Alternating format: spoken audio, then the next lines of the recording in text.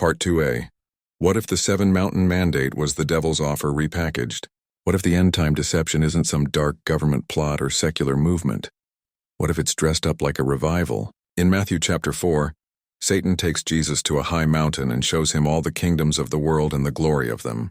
Then he says, "All these things will I give thee if thou wilt fall down and worship me." Jesus doesn't argue. He doesn't say the kingdoms don't belong to Satan. He just says, "Get thee hence, Satan, for it is written, Thou shalt worship the Lord thy God, and him only shalt thou serve." Let that sink in. The kingdoms of the world were offered to Jesus, and he refused, because his kingdom wasn't of this world. It wasn't built by politics, media, education, or economics. It was built by truth, sacrifice, and the cross. Now fast forward 2,000 years.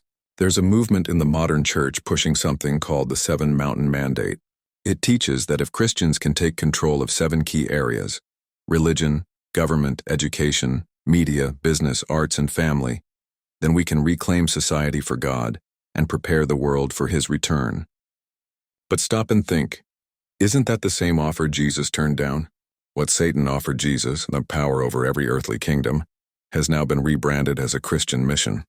We're not bowing to Satan outright, but we are chasing the very thing he tempted Christ with, and we've convinced ourselves it's spiritual, that it's victory, that it's kingdom work. But Jesus didn't need influence to be king. He needed a cross, and the early church didn't take over Rome. They were hunted by it. So the question becomes, why did the church accept what Jesus rejected? The moment we trade in the gospel for influence, the moment we think success means control, we've already lost.